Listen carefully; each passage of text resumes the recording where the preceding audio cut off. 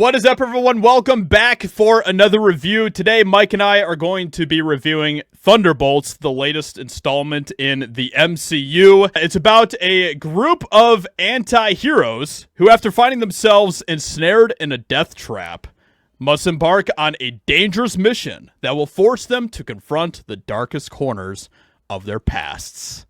So we're going to get deep. We're going to get dark. The thing that I find interesting about this film, and I'm sure that a lot of people who are watching this review will have their own opinions about this film, okay? This film is surprisingly kind of divisive. Like, there's a lot of people that love the film.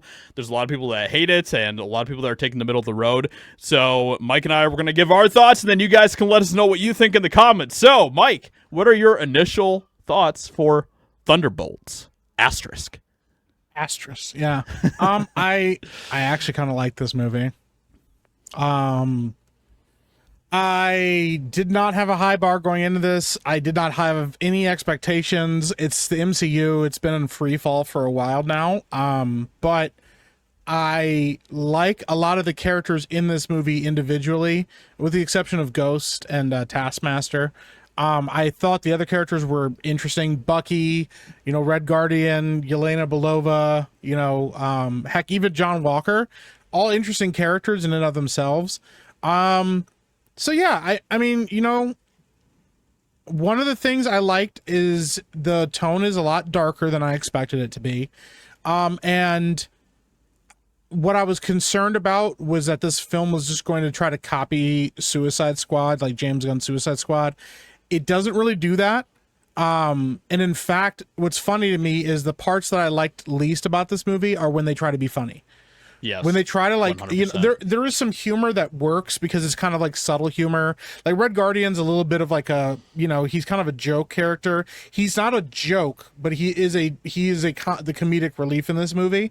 But there are other parts where it's obvious the movie's trying to be funny, and it is awful. It is like cringe-inducing, awful, garbage humor. It's not even dirty humor or anything. It's just not funny. It just does not land at all. No, and it just drags when they're telling the joke because you could tell they're like, "Isn't this funny, guys?" And there's almost like this pause of like, let the audience really like this moment, and it just doesn't hit. You're like, "Nah, man, like this would have been better when there's like sarcasm and goofy stuff involved, or like not even goofy stuff, but like sarcasm and wit and things like that involved." Yeah, there's not a lot of that in this. Some of the humor that is funny is from the level of superhero that these characters are at and how out of their depth they really are. That part works. Like whenever you see them trying to like rise above their station and you're reminded like, oh, you're just like a guy wearing like Kevlar. That's kind of funny. The rest of it, no. Yeah. I will say too, the actual, there are multiple villains in this film. I won't spoil exactly how that works. One of the villains in this movie is interesting in concept, but doesn't get enough time to really work. And the other villain in this movie is terrible. Yes. The worst villain ever. Yes. It is the equivalent of, there's definitely a parallel here between this character. Man, I don't want to spoil. This is a light spoiler, just so you know. This character that's in here, the villain that I don't like, is very much like a parallel to Amanda Waller in Suicide Squad. Yes. That's definitely what they're going for here. It does not land. She does not have any of the presence of Amanda Waller. She's just kind of annoying and she has way too much dialogue whenever she's on screen, and you're like, why is this character still talking?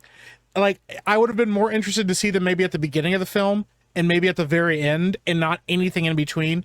There are way too many scenes with this character, and I was not interested at all.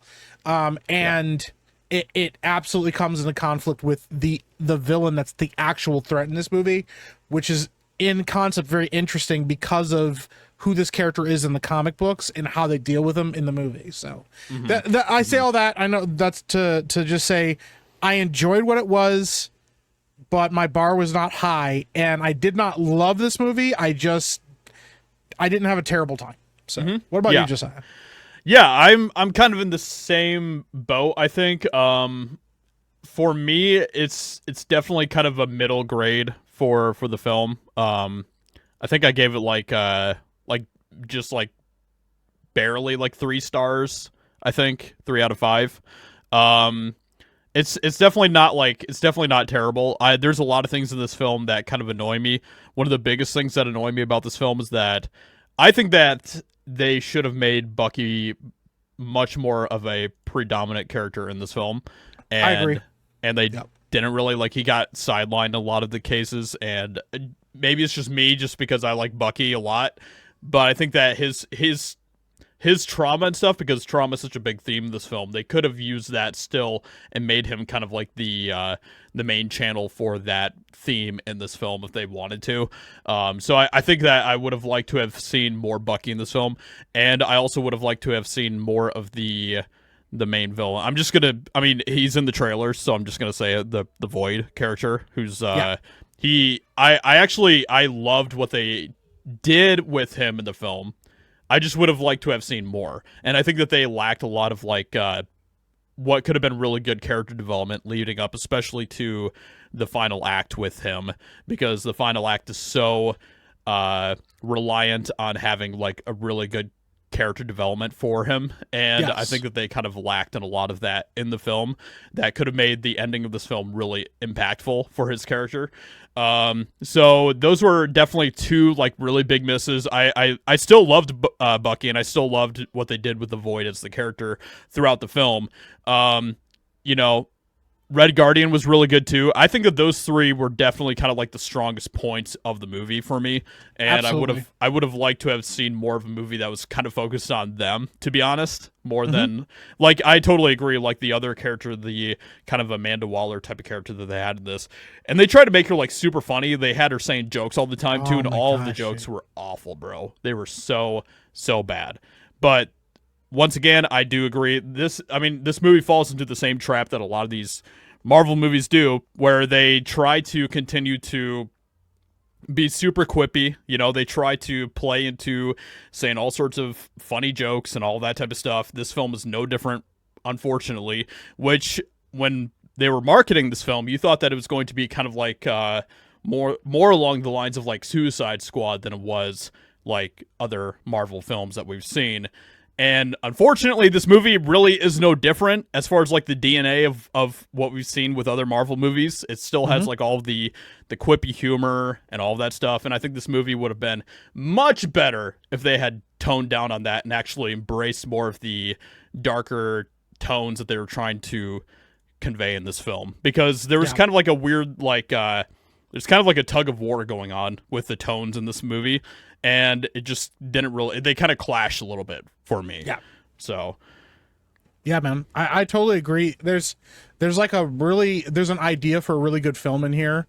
Especially with like the characters, like if the idea going into it was, hey, we're kind of like forgotten losers, like the team of misfit toys, I think that could have been really interesting. And to see these characters kind of like bond over being kind of tossed aside and forgotten about. I mean, Ghost is one of the characters in here, and Ghost is in one movie, Ant-Man 2. Most people don't even remember. Bro, like, I had to actually like think for a while, where the heck is this character from? Because I could not remember, bro. It's so, and then John Walker's kind of, he was tossed aside as like the Temu Captain America, which he is, don't get me wrong. And I didn't know anything about him because I didn't watch any of the Disney Plus shows, so I didn't know who the heck he was, you know? So and that's another problem, if you didn't watch the Disney Plus shows, or if you didn't watch Ant-Man 2, you have no idea who some of these characters are. But it works if that's how they treated the whole movie, but they kind of expect you to know who these characters are. There's also another character in this film that's part of the team, was in the marketing, that is literally like in the movie for probably less than a full minute, and then they're just gone. And you don't see them again. They don't reference this character again or anything, which is pretty wild. It's almost, I will say, that feels like Marvel trying to right the ship or make this right, because this character is not well received. And it's kind of it's a whole thing, dude. It's kind of funny, but it's also kind of like, wow, dude, I can't believe that. But all that being said, the idea of this team of misfit toys getting together, working together, kind of overcoming the obstacles and going up against this massive threat that doesn't make any real sense to them why they're even the ones that can fight it. Yeah. Totally cool concept. These characters hate each other the whole movie. Yeah. They don't like each other. They're mean to each other. There's only two. Yelena Belova's character, Yelena Belova and Red Guardian, because they're related. That's the only group of people that actually kind of bond. The rest of them kind of just all despise each other the whole film. Yeah. And it's obvious they want nothing to do with each other. And then they're like, oh, I guess, like, I don't know, we'll just work together because we have to. And you're like, okay, you know. And then the conclusion. What if you know who Sentry is in the comics? This conclusion makes probably the most sense for this team to deal with the Sentry, because for people that don't know, there's a lot of history behind the Void and the Sentry. They're kind of like 2 and 2, like you can't have one without the other kind of a thing. And the way that they resolve this problem makes sense for comic books. If you know nothing about the comics, it feels like the worst way to resolve a superhero fight ever. And also, there is no real superhero fight. Yeah. I'm just going to spoil that for you now. There's multiple action sequences, but the fight that happens between this team and Sentry goes exactly how you think it would. And even maybe more embarrassingly so than what you expected it to be. And it's obvious what the conclusion has to be at that point. And it's kind of anticlimactic. It would have been better to have felt like the stakes were really high and the team was just out of their depth. Instead, it kind of just feels like, yo, what's the point? What are we even doing here? And then you go, okay, I guess that's the only way they're going to be able to solve this. And it's very obvious how they're going to get to that conclusion. And it kind of sucks, to be honest. Like, it's just not great. Yeah. Yeah. The thing is that, like, on paper, I don't really have a problem with how they resolved the film, how they kind of defeat Void or whatever. Yeah. But that kind of goes back to, I think that the ending would have worked better if they had spent more time on developing Bob's story throughout the movie. Yes. I think that would have helped a lot. And I think that they could have, I think that this movie should have leaned more into the theme of, like, trauma and regret and grief and things like that they deal with throughout this movie. They like those themes, they kind of like, they're very, like, surface level in this movie, unfortunately. And I think that if they would have leaned more into that being the center focus of the movie, that would have made the ending work so much better than what it did. So absolutely, man. Yeah, that's the thing. It's just there's a good idea here. I'm going to be honest. I'm pretty sure that there was a lot of stuff reshot. I mean, even if you look at the graphic behind us in this video, Bucky's hair is totally different than it is in the movie. Yeah. It looks like he's wearing a bad wig throughout the whole film because they obviously reshot his part in this film. There's a lot of weird stuff like that. Like I said, they could have cut out the Amanda Waller villain and just had her in this for like a little bit of time and used her very sparingly.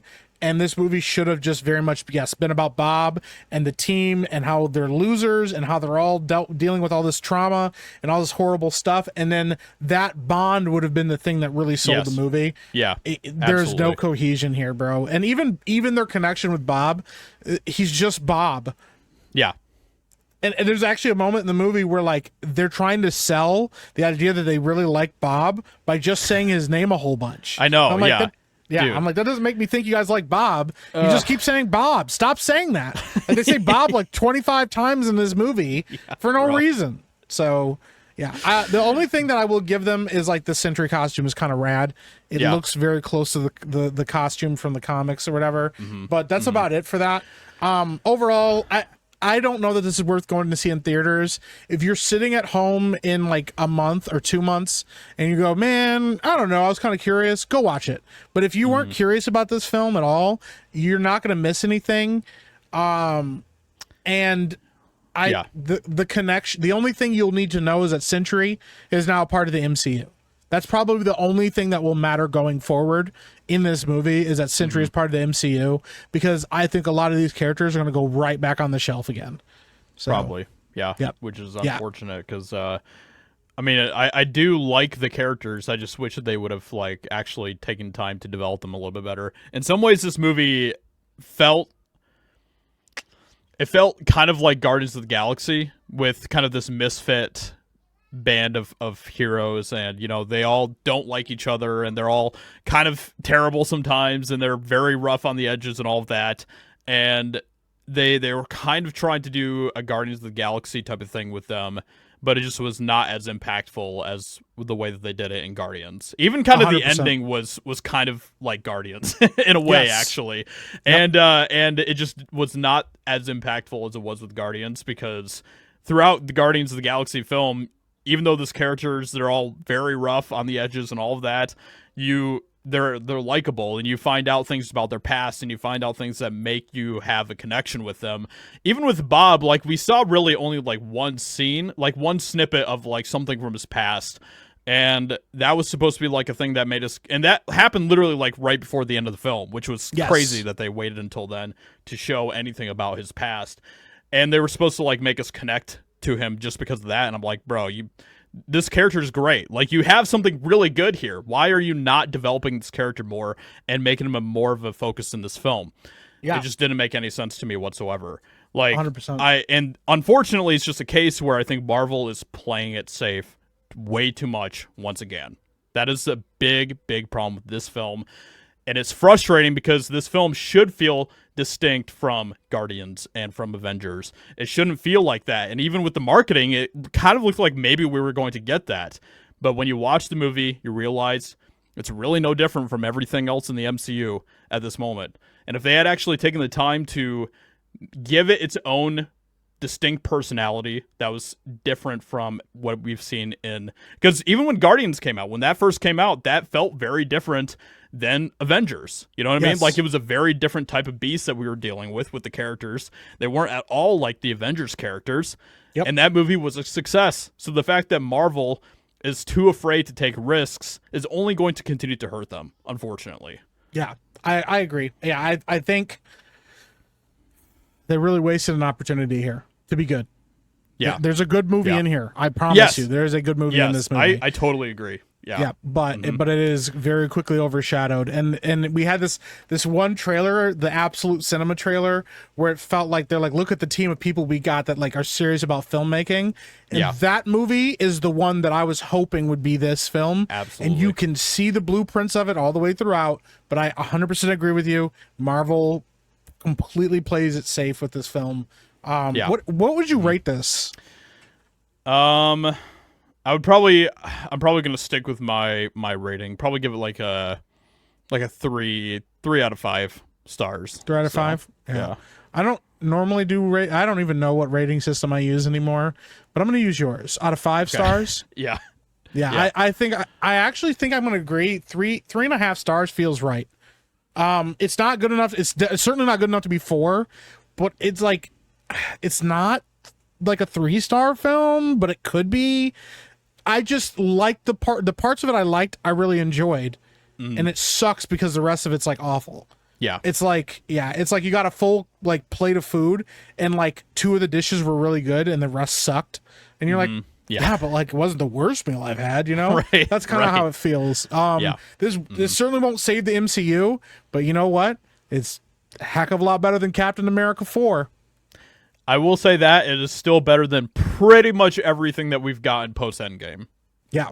There's a couple exceptions with like Deadpool and Wolverine and Spider-Man Far From Home, which really those aren't like directly tied with the MCU.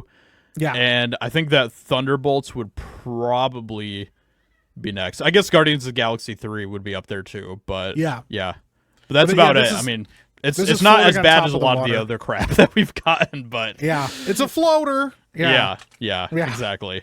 Yeah, man. So I don't know. Yeah.